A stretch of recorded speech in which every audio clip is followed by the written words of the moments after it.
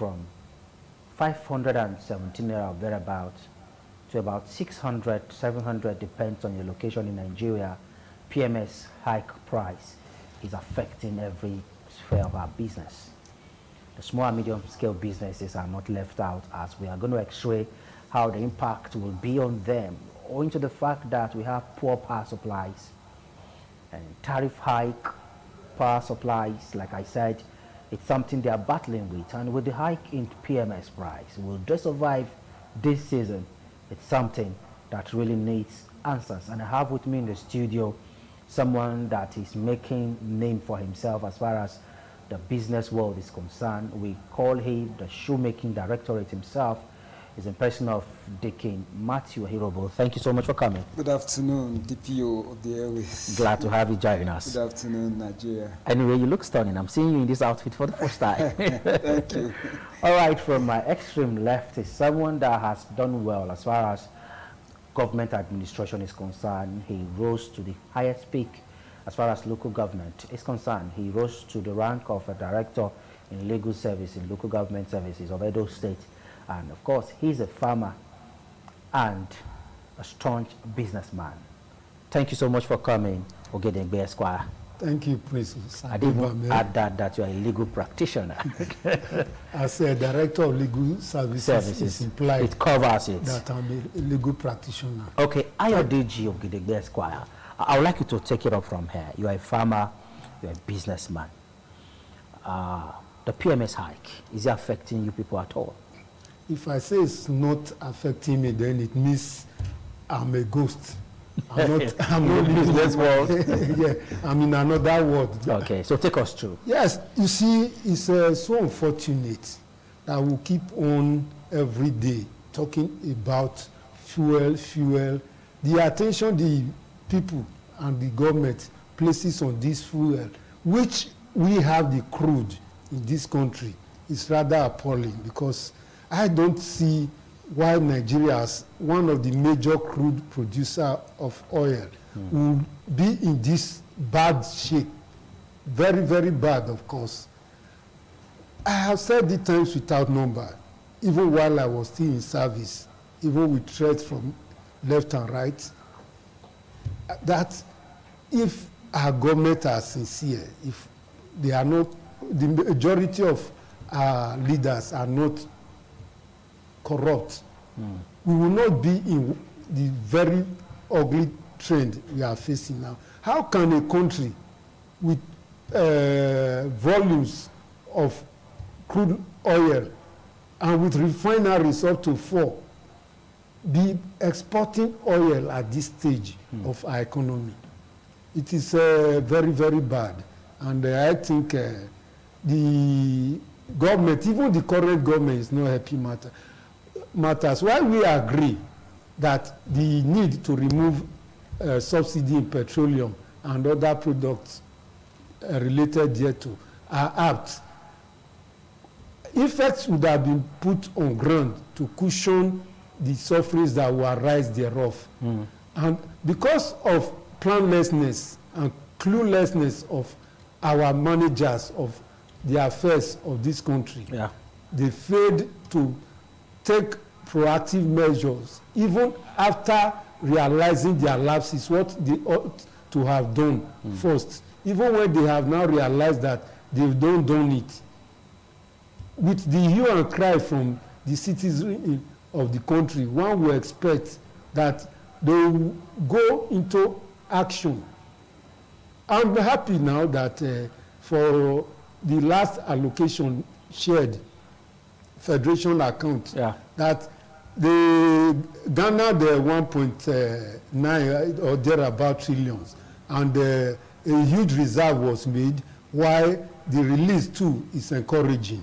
So let us see if what has been released to the 3 tiers of government will be put in judicious use to ameliorate the sufferings of Nigerians. Okay. Because right now, if I tell you that it is well, it's a lie. I can't go to farm now with my workers, because before now, I used to buy fuel at the rate of 540 in Afuze.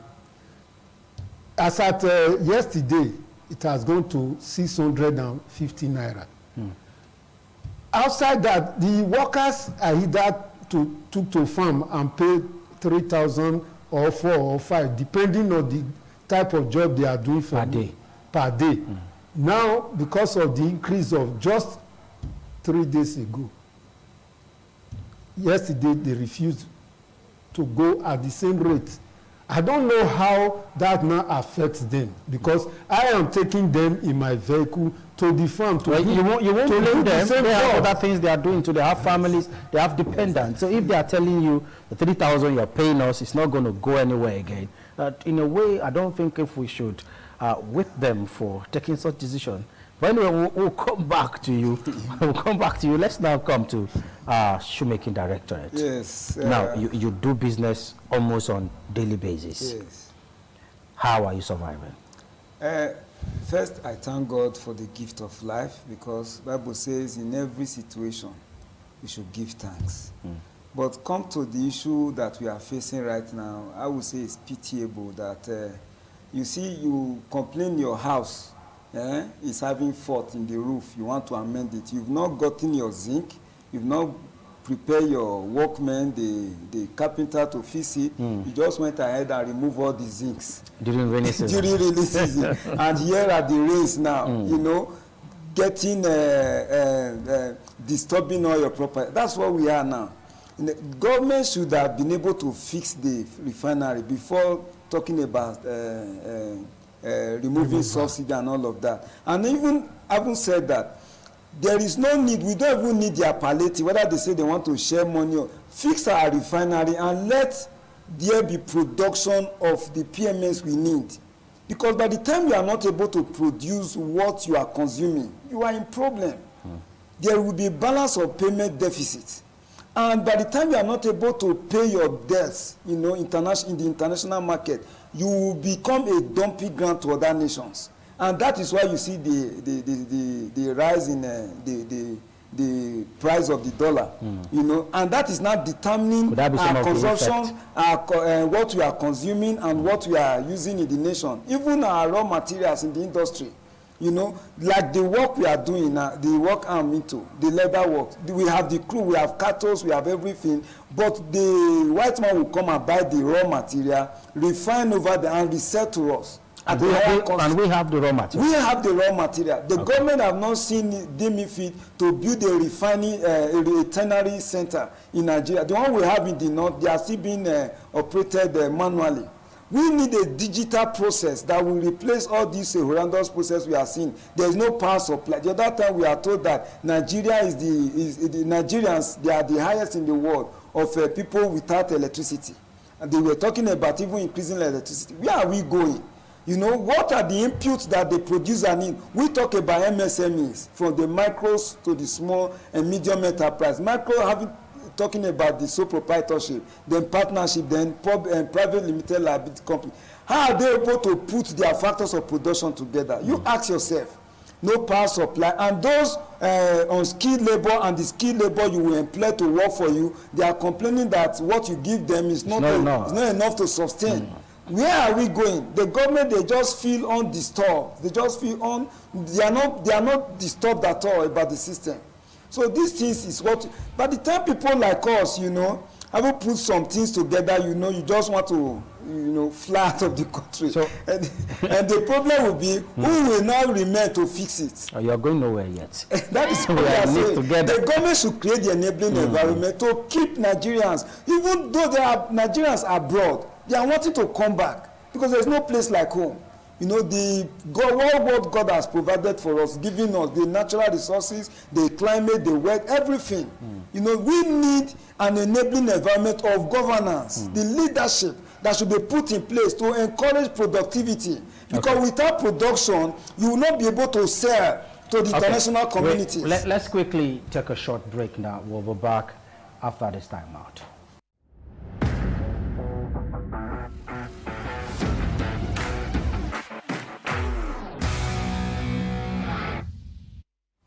Whether you're on lunch break, you're on break, you're at work, whatever you are doing, this is time to talk business. reaching you live from Independent Television.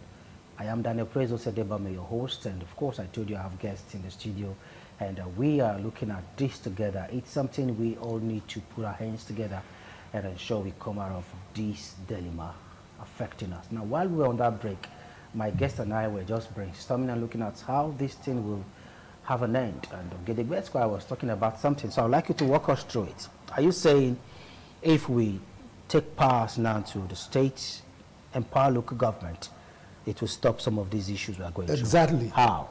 Yeah, you see, the hands of the state, I mean the federal, is choked up. You see, this exclusive list and concurrent list of 18, I think it's a grammar that we should jettison over. Let the state, if it is the security aspect of the country, they are able to face, since they control the military, let them take that. Things like agriculture, health,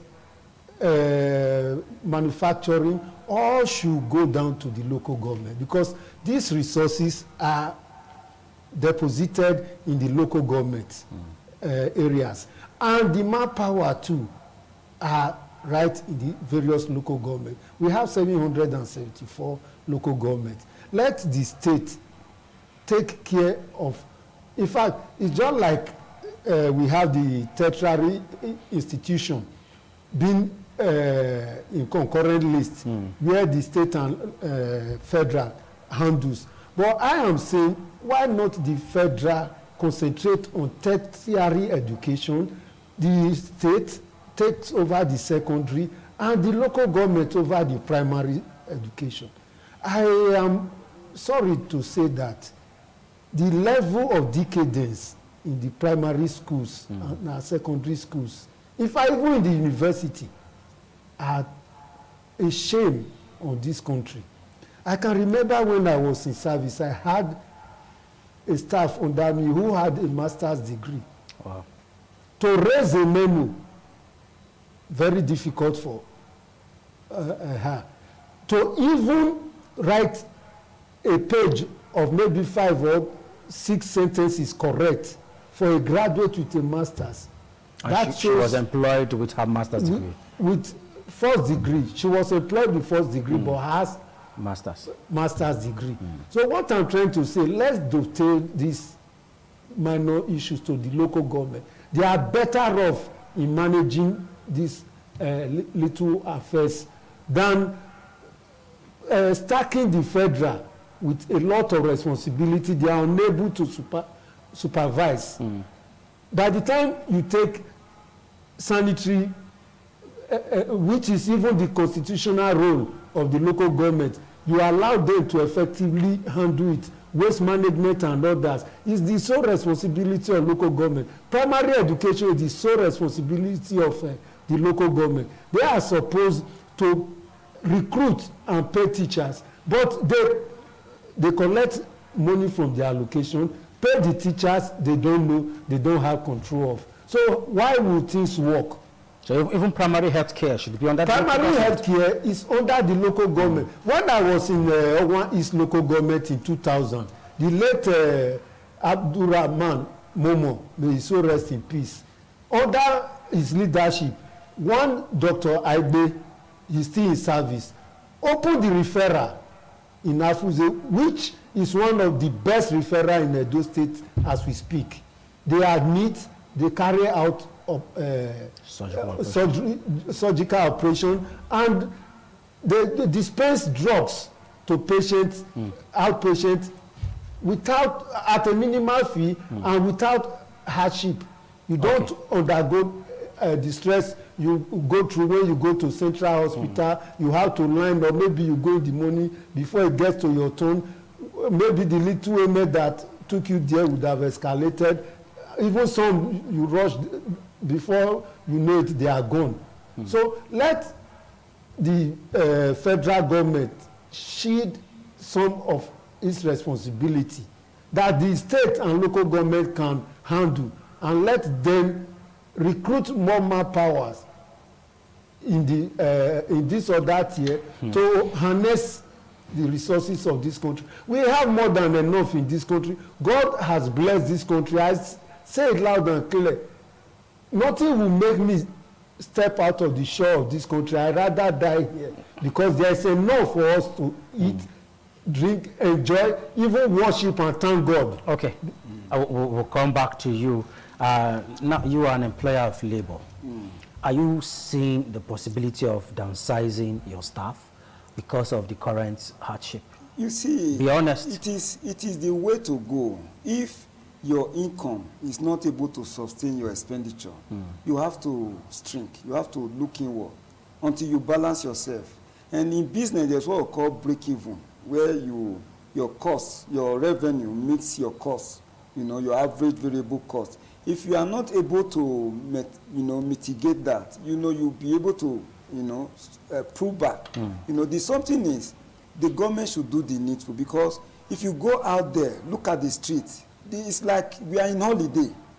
No more cars on like the road. Before. As it used to be. You were thinking you'd be held up in the hold up. But before you knew I'm here. I was surprised you still made it to the studio. So what I'm saying is that if government fails to do the needful, these are trying times nationally, and the state should rise up. When you say, when you address the governor as the chief security officer of the state, and he has no total control over security, he has no total control over the resources domicile in the state, there has to be a kind of a rearrangement, from the federal to the state and to the local government, so that we'll be able to allocate our resources appropriately. Without this, just downsizing your workforce is an understatement.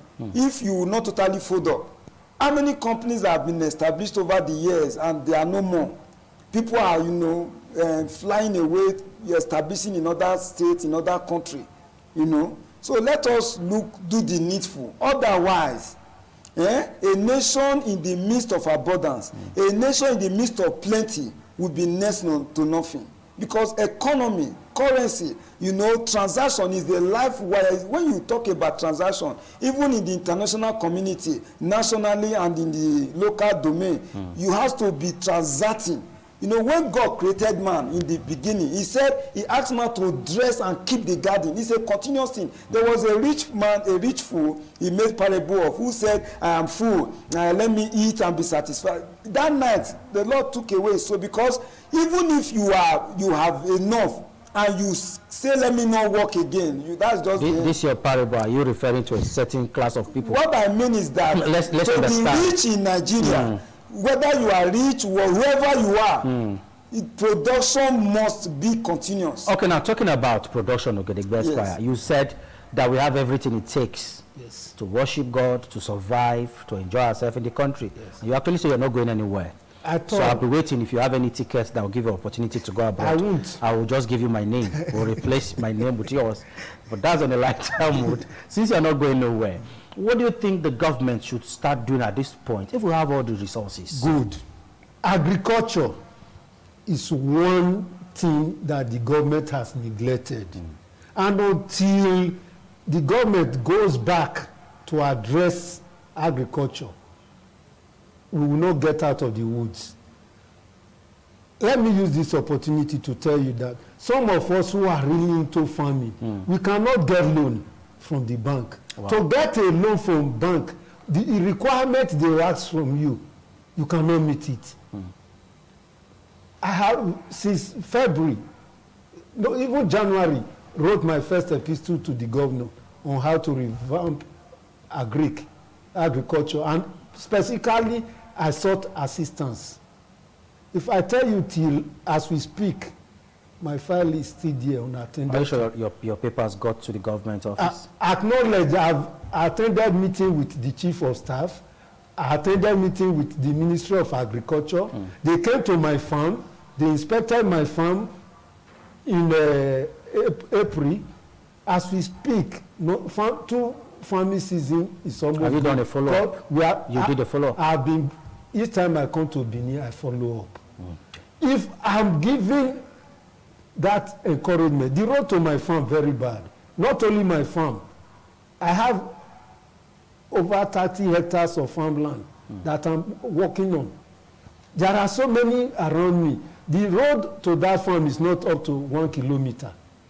If they give us not perfectly rough tarring, just do the rough tarring for us and give us water there, I tell you, the prices of goods, foodstuff in Afuze will go down, because there are a lot of persons ready to farm, ready to go to the farm. Security is another aspect that is militating against our people from going. But because we've like Yoruba, they say, Anikulakmo Kuti also, my debt is in my pocket. Each time I'm going to farm, I drop my phone at home. I pray, if they kidnap me, let me go and let that be. Don't you think you are taking a risk? The risk I'm taking is for the betterment of my family and for the for my community.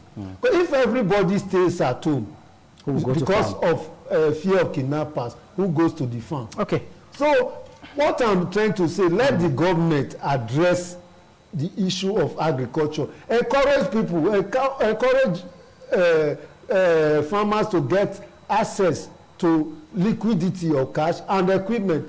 In Afuze, for example, no single tractor that you can hire to till your land. How do you do mass production? Manually. You do all these things manually. So you're over 30 hectares of land. You do them manually. You tell me how one will be able. Cashew, for example, you don't need to spend money on cashew. You plant 3 years, you start harvesting. You have a lot of cashews in that axis. And once you have it spread, you do little or less clearing after 4 years, because they would have spread and covered up. Cashew, both the seed and the bag, they are economically, they are marketable. So electricity is another issue that the government should talk about. I said it on one program. In my environment, I give water to the community living within me. But because of this fuel increase, I'm unable to continue until I now have NEPA, bedded supply, or I'm buoyant enough before I think of helping those around. So for this period now, those getting water from you free, they don't have access. They don't have, except I have that's due to the price hike in PMS. Price hike, because 5,000 naira will not give you up to 6 or 7 liters of water. Okay, shoemaking directorate. Security is part of the issues we are battling with. Yes. Apart from the PMS hike, security, so many things are happening in the nation. What do you think is the way out? The way forward is still boiled down to what the government need to do. You understand? Like my brother said just now, you are going to the farm, you know, he said you put your life in your pocket, not knowing what will be. So God has done it for us. God has given us all that we need as a nation, human capital, everything. So, but the government need to do the needful, provide security, and let people be confident being a Nigerian, you know, being in Nigeria, to be able to bring ideas that will move this nation forward. We have brains here. Look at the international community. We have Nigerians that are doing well globally, you know, of great capacity. So why not us harness our potentials locally and make this nation great? When it comes to leather, by the grace of God, we have all it takes for the Italian government, Italian economy to bow to Nigeria. If government can build a tannery center for us, you know, like the issue of cattle is becoming a problem here and there and all of that. We can do ranching, get their hind and skin, process them into semi-finished goods of shoes and all of that. If government look at this, those in fabricating sector, tap into their potentials, exploit those in the health sector, tax. We have all it takes, Mr. DPO. Let government do the needful when it comes to security, even giving access to credit facility, and give them ample time, you know, to explore their potentials and make returns. You know, we are instead of giving them difficult process, like difficult process, like somebody who just coming up, you're asking for C or 4 and all of that. How is he going to get, if he have opportunity of those things, will he come to your to ask for you? Loan. So it creates a bewilderment of the whole circumstances to see that for you to emerge from the micro to the small, medium, talking about sole proprietorship, then partnership, then limited liability, and the public and all of that. So we need government intervention. Okay. If they cannot even provide us with the facility that we need, let them give us security of life and property. Then we know how we can get gen. Even the operating our generator now, they've increased it. Now, the alternative of solar power, you know how it is. It's capital intensive. Okay. But we are trying to mitigate all of this. If they can give us an enabling environment of security, that's what we. Okay, so if you need security, okay, the best square, you need security. You don't need power. We need power. Power is essential. If you have power and you don't have security, how do you use it? People are afraid to go out to work, or even when there's the power. When the power is there. Well, recently, I was trying to lay my hands on that video. Somewhere around GRA, somebody I know actually put it on social media. He was attacked around 9 p.m. The true egg. Yes, he was driving home with the wife, and somebody just threw raw egg on the screen, and the thing just busted. And according to him, he tried to drive towards Airport Road. They tried to fast to do some videos, you know. And some persons are saying it's as a result of this PMS hike. So, and some analysts are already saying in the next few months, if measures are not put in place, that we might start seeing people taking arms and attacking families, attacking businesses. It has started. Is it possible, Ogedegbe Square? It has started because a man who cannot feed his family, maybe family of 4 a day, and the wife and the children will be crying on him, has no alternative other than to resort to crime or look for how to get means. Before now, we've been hearing the news, and I've experienced it within my neighborhood. Okay. Someone will put soup of a pot of soup on fire before it comes back. They remove it. It's happening. It's hunger. It's hunger. Full pot of soup. Yes, and that is why I'm saying if the government is really out to help the masses, tell me what bulletproof cars are. What we do to the if we have a safe economy. If we have a safe economy. The people buying bulletproof cars now, they are not mindful that a day will come. People will barricade the road, drag them out of that bulletproof car, and handle them. Let's just hope we don't get there. No, we are going there. We are going there. The needful is not done now. Let the government appease the people, like our governor did in Sobe and some area, created farmland. That took away a large number of people from the streets. So they went into farming. Many are willing. Beniseed season will start in August. There is money in Beniseed. It's just for you to sprout it. You don't even dig. You just only clear, sprout the seed. And in 3 months you start harvesting. Very costly. I think after this discussion, I'll see you privately so we can talk about farming. Even you, I need to see you quickly so we can start looking at other means of generating money. Exactly. That is where I want us to go to now. Now, there are persons that want to start business. They don't have the capital. Some of them have what it takes. They have the idea. They have everything, but they lack finance. In this critical time, what is the way out? The way forward is render basic services. Okay, like what? Services that are of necessity to man. Okay. Like we have catering, we have the fashion industry, even in the leather work sector, something that you can't do without. You know, you can start from the micro stand, you know, of those in your neighborhood, those within your house, you know, those around, you know, solve their problem. They will pay you in return. Then from there, they will tell others. You know, because if you look at huge capital to invest in, before you make return, it's going to be difficult this time around. So look for what you can do. Especially in catering, you know, what to eat. Bible says having food and raiment, be content. You know, once you are able to eat, you put on, cover your nakedness, you know, you are good to go. then God helping us, we'll be able to make a bigger opportunity. Because what we are really are now is so critical that even going to recession is even if you test him in talking about what we are facing now, if this fuel price is not addressed soon, or maybe other marketers to come into the industry, or maybe for our refinery to work optimally, you know, depending on importation, is worsening our balance of payment deficit. Our national debt, remember, is hitting 100 trillion in no time. You know, from nowhere we are indebted to other nations. Okay, what makes us now a nation? What is our identity?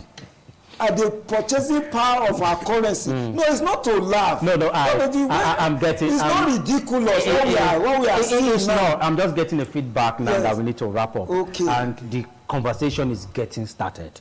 From your submission, I think we need to have a second version of this discussion. Is it possible? We will need to do this again, find some other time, and bring you back in the studio. So quickly wrap up what you were saying. Let's get something from so the way forward is, let the government do the needful. Let them make our refinery work. We don't need palliative. They cause rain to beat us. They are giving us an umbrella. No, stop the rain. You have the ability to stop the rain by making our refinery work. Okay. That is my take. So quickly, take us through. I have a question for you. Local government leadership, they are asking for 300% increment in workers' salary, both private, federal, and local government staff. Do you think it's a good demand? It is, because even that amount will meet their requirement. 300%. It won't, because what are the National Assembly taking now? 70%, 700 billion. 70 billion. For palliatives, for themselves. 40 billion for vehicle armored. All those money, if they are put into the economy to bring down cost of living. So that's about 110 billion. How many are they? Persons? You see, Nigerians, we should fear God. We should remember there is God, and that there is nothing we are taking away from this world. We all came from one lineage, Adam and Eve. Let us behave as one family. Let us have love for one another. I know the governor will do something with the money shared. Let him buy buses for workers. The GDP of this country has gone down, and even productivity has equally gone down, especially in schools now. 3 days a week, in the office 3 days. It will bring down morale of workers too. I have said it. If they consult me, I will not charge anything. I have a blueprint that can help, and people will return back to work. If you stay, I do. I do man is the devil's workshop. Devil's workshop. That's what they say. The more you stay at home, the more you forget certain things. You keep on practicing. Now, if this 8,000 naira now come into fusion, do you think it will go a long way to cushion the effect? It goes nowhere. 8,000 naira. How much did I use in buying fuel before coming here? What would I have used for a full month? Those that don't have vehicles. So that it goes nowhere. We don't need it. 8,000 Nigerian naira. How much is it to a dollar? Where is his position? Professor Adebame, I think you are making jest. No, it's a question. 8,000 naira. Some persons are saying they should give them. They are ready to take it. For only 6 months. Why not tailor that money to repairing our refineries? Or even build new ones. Modular refineries. The one the governor built. I was in Ikpebauha as the legal head of legal department. When you were still in service? When I was still in service. I couched the agreement between the Olugbo community and the company. Okay, we need to leave now. We need to leave now. Our time is fast spent. Like I said, we would like to come back and have a second version of this discussion. The two of us, the three of us on stage. Is it better like that? Thank you. All right, this is where we'll be drawing the curtain for the discussion on today's business this week. I'll see you next week. Do have yourself a blessed weekend. Bye for now.